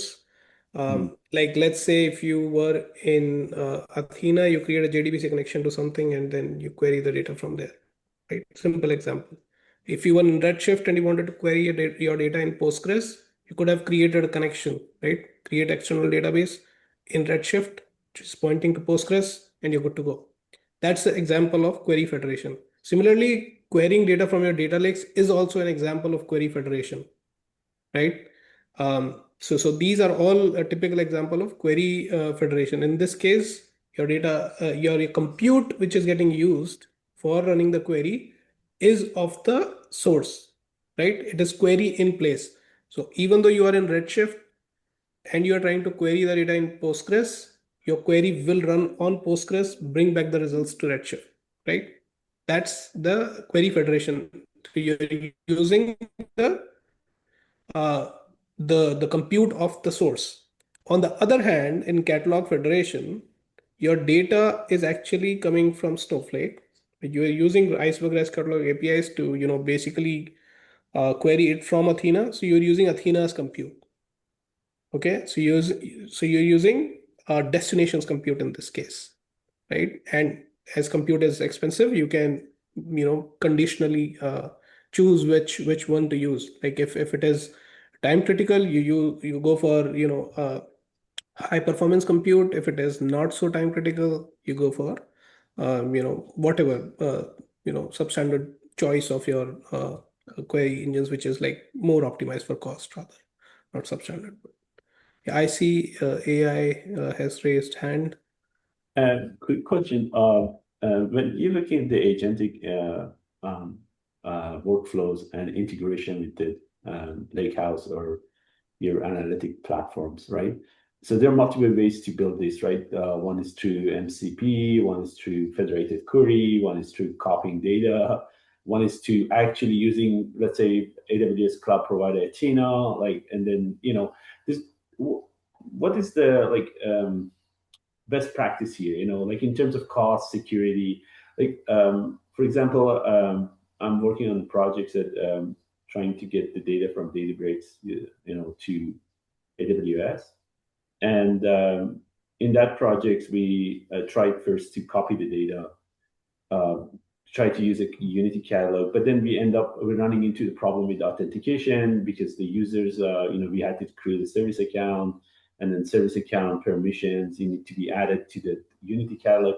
So it gets so messy. So then we went to Databricks. They said use the MCP, they manage MCP, but we also having some issues with that. So, is it something, a solution battle tested that you recommend as an expert for building this type of integration? I'm not sure if I explained my question. Yeah, so for Unity Data Catalog, you need to use Uniform to be able to have Glue Data Catalog Federation, like remote catalog federation from Glue Data Catalog enabled. And as far as the performance is concerned, the best practice is to basically run your own benchmarks and come up with the right choice, like the right tool for the right job, because it is very well possible that the benchmarks that somebody has run on generic data sets like TPCH, TPCDS, shows something else, while your data is not following the same kind of expectations, right? So definitely, the best practice is to run your own benchmarks and come up with the right tool. But this particular scenario which you explained should be achievable with Uniform. You want to add anything else, Hari? Yeah, I think you kind of covered it. Yeah, so I was just probably trying to answer some of the questions in the chat window, so I'm not really following along. So sorry about that one. But I think you kind of pretty much covered it. Yeah. But Al, is it AI or Al, did it kind of answer your questions, or maybe if there is something else that we're missing, please feel free to cover it. Yeah. I appreciate the answer, but honestly, it wasn't really what they're looking for because, like I said, there are 4 ways to build this agentic workflow integration with your analytic platform. So I'm not sure if like MCP route is it's a preferred route, or like federated Yeah. query would be altered better, or like copying the data. Like what is that, like that give us the less amount of effort without disrupting a lot of things that we built, especially with Unity Catalog. We have already integration with Azure and TriD with our users group. Everything is so how we can leverage that for user authentication and then do to use on behalf of users, sort of like a flow that agent can access with the users permissions access to the tables or things that they're supposed to. You know what I'm saying? Yeah, I probably cannot really speak to all the questions that you have here. So probably has more to do with the security access controls and stuff. Yeah, but we can definitely try to. I mean, if you can just want to connect with us offline, so I can leave my email, or if you're already working with the account manager, feel free to kind of engage them, and we'll be happy to connect you with the right specialist. But again, what we are seeing here is like, our customers are building MCP servers to access the data systems. But again, you still need to know what tools these MCP servers will use and how they will use it. So again, these needs to be already defined. But I think we are way past that one. Right now, our AI agents are more hungry for data. So why just limit ourselves to the tools that we already have been registered? How about like, there's a data source that's new. How do we get to know about this new data asset, right? So this is where the semantic layer that like Scott was mentioning about plays a really important role. So you build that semantic layer, you bring up that visibility into this new data source that just kind of created and how it is related to other data sources. And these AI agents now, instead of using these MCP servers, they now look at this semantic layers, know more about your data, and probably kind of subscribe to that data on the fly, and then go and then query these data systems. So that's what we see down the line happening. Maybe not everyone is building on those lines, but we will see that happening sooner or later. Sorry, I joined late. Could you also share some reference architect or reference documentation that elaborate more on practicality, how it's being implemented or what's the best way to implement that? Yeah, sure. So what we could do is we can compile a little package for you, and then we can share it along with the recording. So we can expect an email from us in 2 to 3 days from now. Most likely it's going to be on Monday. So that package will have the recording and then the links to all the resources. So we'll also include the links, I mean, all the links that I have posted in the chat window. So you will see all of them and anything that you're looking for. Yeah. And I do think that we need a follow-up with Al. And if you're working with your account team, please work with them, and they'll be able to bring in the right people to work with you on all these use cases. Um, Yeah, and I mean, so thanks. Yeah. Yeah. so one common theme on Aruna's question and Al's question. So I want to share something really quick. If you don't mind, give me just 2 minutes, Hari. So what typically happens is that when you're working with different data sources, right? What typically happens is you will get different query access. Like your data might be in different sources, right? And when your data is in different sources, you might have different query patterns, right?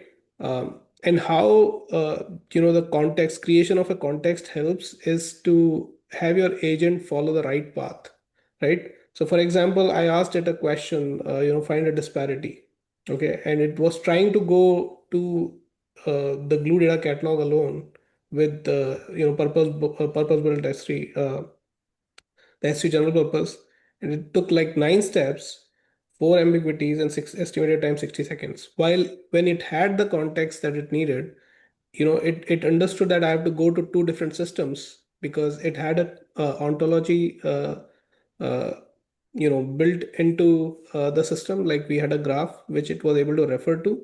It brought back the results with just one query and 4 steps. So it does, like in terms of usage of your tokens, like the AI tokens, also this becomes like really important to have this context handy. And how do you like have those two systems talk to each other in the right way? uh, is basically to understand where the data is coming from. Like this one was coming from S3 tables versus this was coming from AWS glue data catalog, and it knew that it had to join those two tables in order to get the data back, right? And this goes for Redshift as well. I do have some example here. So if let's say that you were working with Redshift, right, and your data was some of the data was in, let's say, Redshift, like this is a TPCH example, and let's say you wanted to work with another data set which was coming from glue data catalog. So you will have like different like a combination. So one knowledge graph for Redshift, one knowledge graph for like your glue data catalog, and you'll be able to see all this ontology like appended to different, like with all the information that you need from like different systems. So this really gives your agent what it needs to produce the right results. I see, Aruna, you have a follow-up question. Yeah, thank you. So this was not basically on the agent. So I'm just trying to follow up with my previous questions. I had some follow-up question after that.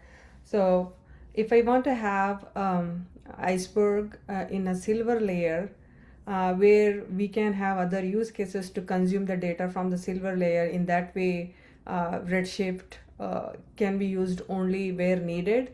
So I was thinking like we have a use case here where we have a downstreams, another data platform which wants to consume a data from here. So on that time, we can actually create, a required file, and that file can be based out of Iceberg format.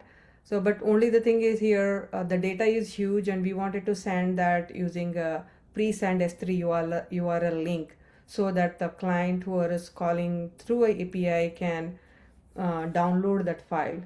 So I was little not clear here, if I want to use an iceberg for a silver layer, and then whenever the consumer comes and makes a call through API, again API is mainly acting as authorization here, so to make sure the right user is coming in and requesting the data.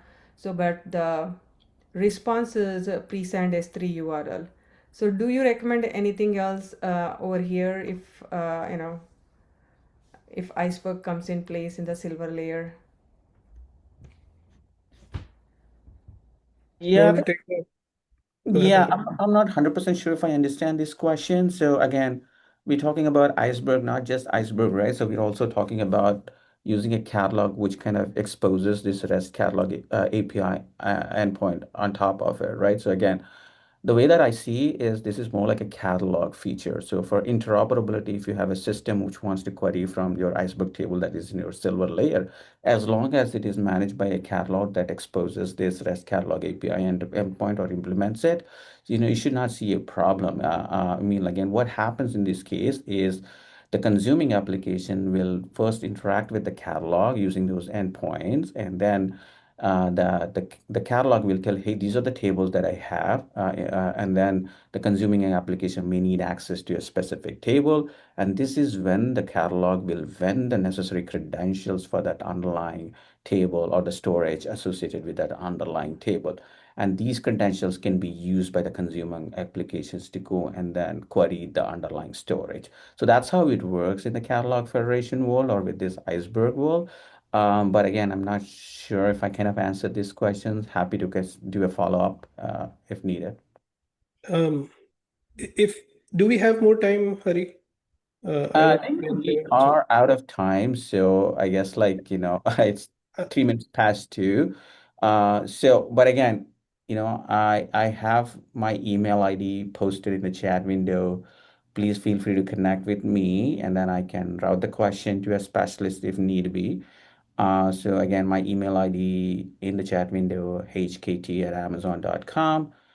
So that's my email ID. And then finally, before you leave, if you haven't really submitted the feedback, please, please, please click on the link in the chat window. It's pulse.amazon.com/survey, blah, blah, blah. Click on that and then take a few seconds to fill in the survey. And then most importantly, tomorrow is day 2, where you get to know more about how do you implement these lake houses on AWS, as well as there's a hands-on workshop. So if you haven't registered, please register for that one. It's again in the chat window. You must have already received an email with a link to the day 2 registrations. And then see you tomorrow, all right? Thank you. Thanks all. Thank you so Thank you much. all. See you tomorrow. So, Hari, are you going to end the call? Because I think Kapil wants to see the query federation versus catalog federation. I think it's still unclear for him. Um, I mean, yeah, maybe others can drop and you can yeah, stop the others can recording. drop off. Yeah, we can stop the recording. Yes. All right. All right. Thank you all. Whoever has questions can stay on, and then we'll try our best to answer those questions. Okay, go ahead, Right. Rohit. Let me quickly share an example of query federation. So here's an example of, well, this was actually for Aruna's question. I mean, I wanted to show how the whole Gen AI application development works and how you can use Iceberg data. But on a very high level, this is an example where you are trying to do query federation. You're connecting to a data source, right, through query federation. And the example here takes Snowflake as a source, runs a ETL process, right, and produces the result in Redshift, right? So, and you do that via query federation in this particular example. Click on the plus sign above Lakehouse. Turn off the volume. So what you're doing here is you're adding a connection, okay, and you're creating a connection to Snowflake. Okay, so this is an example of query federation where you are creating a connection to Snowflake, okay, and here also you are basically adding it to your catalog. However, this is a query federation path. It is not a catalog federation path. All right, you're creating a connection, and you created connection to Redshift also, right? And then finally, once you have both the connections created, you will run a ETL job where you will take source as Snowflake and target as Redshift, and that will bring back the results. I'll just skip past. Okay, Amazon Q capability to basically create the job for you with natural language, Snowflake to Redshift ETL, right? So this is an example of query federation. Catalog federation, in this case, this query is running on Snowflake, like the data which is it is bringing back in these two sources is coming from Snowflake. It is using Snowflake's compute, right? And in the example of catalog federation that we saw, the compute used was Athena. Although the data was coming from Snowflake, but the compute used was Athena. So Kapil, did I answer your question? You said that even in catalog federation, you use sources compute. I don't think that is a right statement, but please come off mute and um, let me know if you think otherwise. Rohit, the things that you are showing, do we have access Yeah. to that? Are they available to be published? I saw some interesting stuff you were showing on your screen. Not this one, but you had a repository of stuff. Are they available to the public, or is it part of tomorrow? Are you Yeah, referring to so those QR codes? No, not QR code. If you go back to your secret sauce, your Go application, go back to your. oh, the one that I was showing before this one, Yes, Amazon on the Quick. left side. What is this about? What is this, the whole thing Oh, about? Because so it this seems is at the left side you have a different scenarios. What? yeah, so this is Okay, you are in Amazon the Quick. Amazon Quick, and then Amazon Quick is so Amazon Quick comes in different flavors. You have Amazon Quick for authors, you have Amazon Quick for readers. That is web-based console, right? Which you can navigate through your AWS account. And this is a quick desktop version. So you have Amazon Quick desktop version as well. And this desktop version is amazing. Like for personal I mean, for enterprise to be able to use them, I mean, it does create, all your knowledge graphs on the fly. It gives you skills and capabilities to add the custom skills that will have you.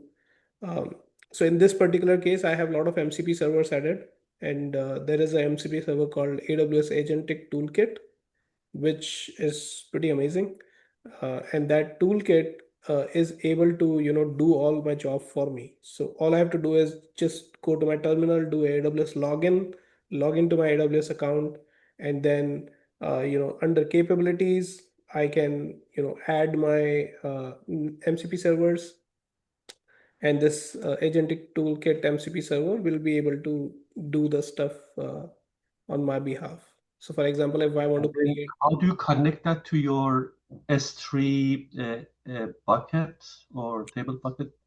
I don't. I Uh, connect to my AWS account and I ask it to Okay, connect okay. to Therefore, it everything. knows everything about your It's account. able to do everything, like everything that I have access to. It does use the guardrails as well. Okay.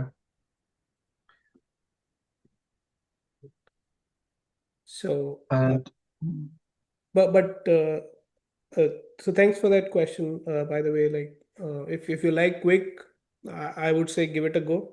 Oh, And I'm putting something into the chat. There is another MCP. There are because open source MCP servers for AWS, and one of them is called AWS Data Processing MCP server.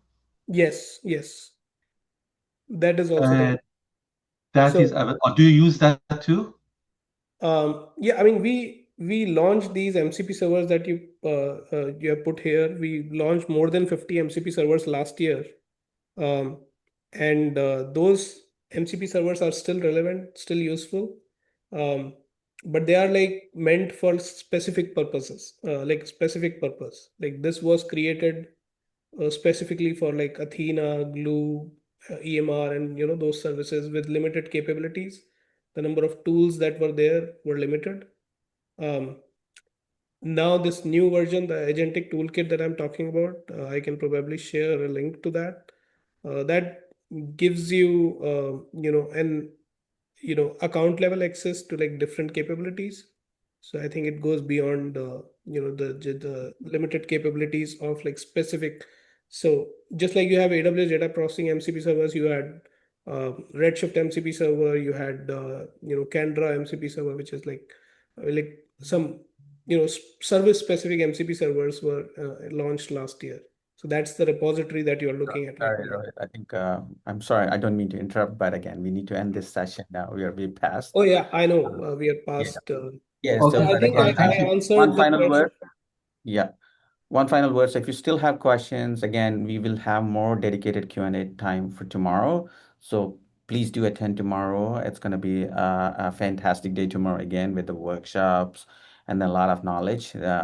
So do attend tomorrow's session. All right.